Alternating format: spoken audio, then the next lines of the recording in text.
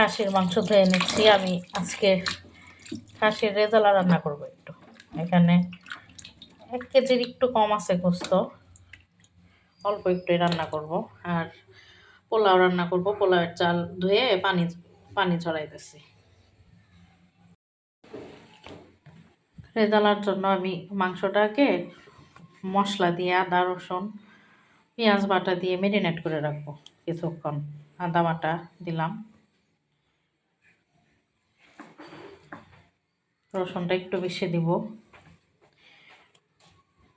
খাসির মাংস অনেকের কাছে গন্ধ লাগে, আমার কাছে অনেক সময় গন্ধ লাগে, সেজন্য রসুনটা একটু বেশি দিই। আর হচ্ছে এখানে পেঁয়াজ বাটা অল্প একটু দিলাম।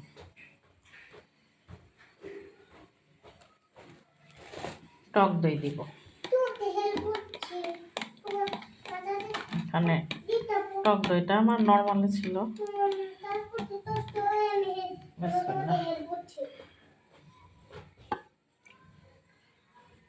একটু টক দই দিয়ে লবণ দিব, লবণ দিয়ে ম্যারিনেট করে রাখবো কিছুক্ষণ।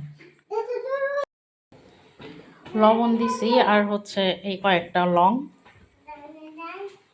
আর এখানে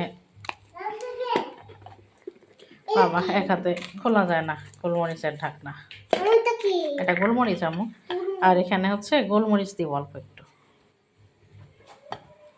লং গোলমরিচ আর লবণ দিছি, এগুলা দিয়ে হচ্ছে এখন ম্যারিনেট করব।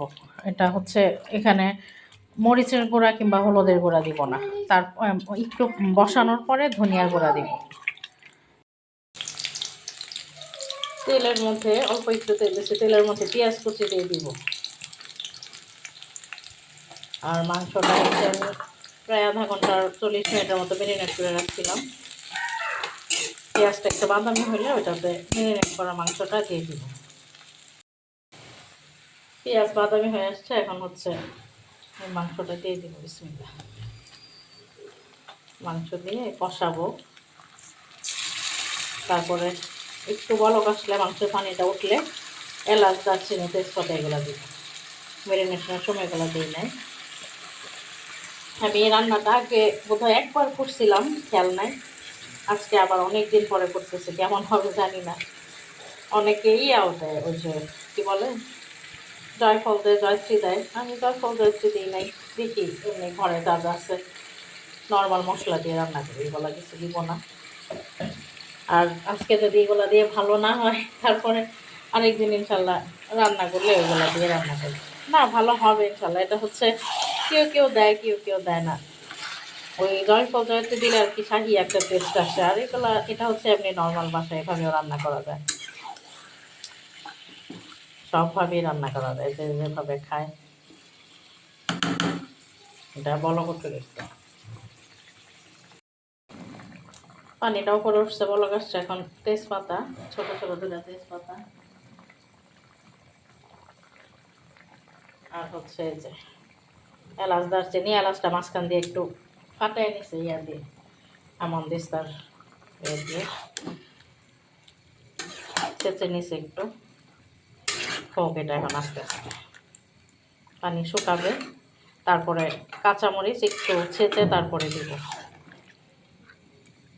আজ একদম বাড়ানো আছে, আমি দেখি এটা ওই চুলায় নিয়ে এই চুলায় পোলাও বসাই দিব। এখানে হচ্ছে পরে ধনিয়ার গুঁড়া দিছি 2-2.5 চামচের মতো, আর হচ্ছে একটা টমেটো এভাবে মাঝখান দিয়ে 4 ভাগ করে দিয়ে দিছি। টমেটো দিলে কালারটা সুন্দর আসে, যেহেতু এখানে কোনো হলুদের গুঁড়া মরিচের গুঁড়া দিই নাই। টমেটো পিউরিও দেওয়া যায়, টমেটো মানে সসটাও ব্যবহার করা যায়। আমি টমেটো সস আনি না, কারণ বাইরের টমেটো সসটা খাই না আমি, বাচ্চাদেরকেও দিই না, এই জন্য টমেটো মাঝখান দিয়ে কেটেই দিলাম। আর একটু বলক আসুক, তারপর কাঁচামরিচ দেব। বলক আসছে, এখন এই যে এখানে 7-8টা কাঁচামরিচ ছেঁচে রাখছি, ভিতরে আছে, দিয়ে দিব এগুলা। এখানে পরে আমি জিরার গুঁড়া দিছি 1.5 চামচ জিরার গুঁড়া। পানিটা একটু শুকাইলে, গরম পানি করা আছে, মাংসটা সিদ্ধ হওয়ার জন্য একটু গরম পানি দিয়ে দিবে। ওই চুলায় মাংস বসায়, এই চুলায় হচ্ছে পোলাও বসায় দিছি। পেঁয়াজের সাথে লবণ দিয়ে দিলাম। এই লবণগুলো ভালো না, তরকারিতে প্রত্যেকদিন 2-3 বার করে লবণ দেওয়া হয়, তারপরে লবণ হয় না। আর এখানে হচ্ছে পেঁয়াজ একটু লাল হলে জিরা আর আদা বাটা দিব, রসুন দেবো না, পোলাওয়ে রসুন দিই না। আমি প্রথমে মনে করছিলাম যে এমনি পোলাও রান্না করি, তারপরে দেখলাম যে গাজর আছে আর মটরশুঁটি আছে, বাঁধাকপি আছে, ওইগুলো একটু একটু করে কেটে নিয়েছি। এখন সবজি পোলাও রান্না করবো। তেল উপরে উঠে আসছে, এটা কষানো মোটামুটি শেষ। এখন গরম পানি করে রাখছি, গরম পানি দিয়ে দিব মাংস সেদ্ধ হওয়ার জন্য।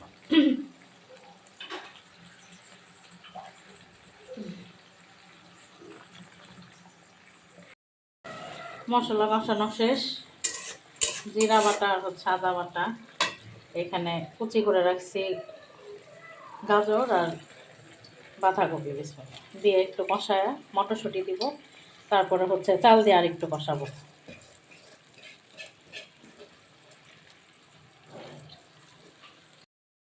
সবজি পোলাওয়ে অনেক ইউটিউবে রেসিপিতে দেখছি যে টক দই দেয়, আমি দিই নাই কখনো, কিন্তু আজকে হাতের কাছে আছে এই জন্য ভাবলাম যে একটু দিয়ে দেখি কেমন হয়। অল্প একটু দিলাম, দেখি টেস্ট কেমন হয়। এলাচ দারচিনি দিচ্ছি, তারপরে চাল দিয়ে দিচ্ছি। এখন কষাবো, কষায় তারপরে হচ্ছে পানি দিয়ে, পানির উপরে কাঁচামরিচ দিয়ে দিব, তারপরে ঢেকে দিব। সবজি দিয়ে পোলাও রান্না করলে কালারফুল লাগে, দেখতে অনেক সুন্দর লাগে। শীতের সবজি দিয়ে, বিশেষ করে শীতের দিনে সবজি দিয়ে গরম গরম খেতে অনেক ভালো লাগে। এই পোলাওটা শুদ্ধও খাওয়া যায়, কোনো কিছু লাগে না সাথে, এমনিই ভালো লাগে হালকা মশলা দিয়ে রান্না করলে।